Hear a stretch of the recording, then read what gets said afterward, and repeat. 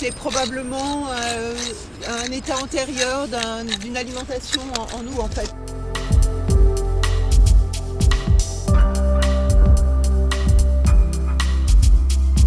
Je suis responsable territoriale au service régional de l'archéologie d'Île-de-France, un service qui appartient à la Direction régionale des affaires culturelles, qui est un service déconcentré du ministère de la Culture, placé sous l'autorité du préfet de région et qui travaille et œuvre à la valorisation de la culture au sein de l'Île-de-France. Je suis archéologue à l'INRAP, Institut national de recherche en archéologie préventive. Et donc on travaille conjointement à mettre en œuvre l'opération de diagnostic archéologique, c'est-à-dire que moi j'ai prescrit l'opération et Sophie la met en place sur le terrain de façon effective avec ses équipes. Nous intervenons là dans la phase des travaux préparatoires du projet de réaménagement du pôle de la gare de Melun. Nous réalisons un diagnostic archéologique en ce moment, donc sur la place de l'Ermitage.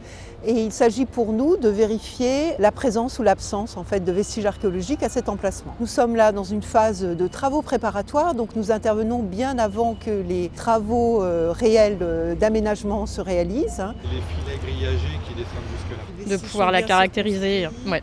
Ça ne fera pas une fenêtre immense. Un diagnostic archéologique, c'est l'ouverture de tranchées sur l'emprise d'un projet pour permettre de visualiser s'il y a présence ou absence de vestiges. L'opération de diagnostic a été motivée par le contexte historique et archéologique de la ville de Melun et par l'opération de diagnostic et de fouille qui a été menée au palais de justice, qui a permis de mettre en évidence une nécropole qui date de l'Antiquité mais qui se poursuit aussi à l'époque médiévale. Parce que du coup, on aurait au moins une idée de la datation. Mais pas plus d'éléments non. Que cela. Alors l'environnement urbain, c'est vrai, complexifie nos interventions puisque nous sommes confrontés à la présence de réseaux encore en activité.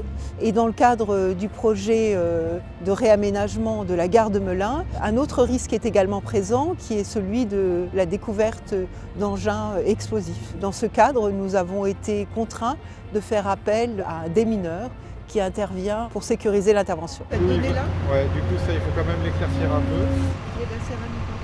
Les premières tranchées qui viennent d'être ouvertes ont révélé quelques vestiges archéologiques. C'est un fragment de céramique dont on a un bord, donc ça permet de pouvoir le caractériser et pour les collègues qui sont céramologues de pouvoir en définir l'utilité. Il y a également un puits qui a été découvert, un puits qui est relativement récent, du début du 19e ou du 20e siècle et qui est probablement lié à un parc, le parc Gruber, qui existait à proximité de la place de l'Ermitage. La ville de Melun est classée par arrêté préfectoral sur une zone de présomption de prescription archéologique parce qu'elle a un riche patrimoine archéologique antique. Ces tranchées, elles ne couvrent pas l'intégralité de l'emprise, mais une partie seulement. Ça permet de savoir s'il y a des choses et s'il y a des vestiges, de les caractériser. Ça me donne ce sentiment de créer ce lien entre un passé d'une ville, par exemple Melun, et puis le futur qui se met en place. Ce que j'apprécie, c'est de faire découvrir nos vestiges à une population qui traverse une place sans imaginer un seul instant qu'il y a tout ce background historique derrière.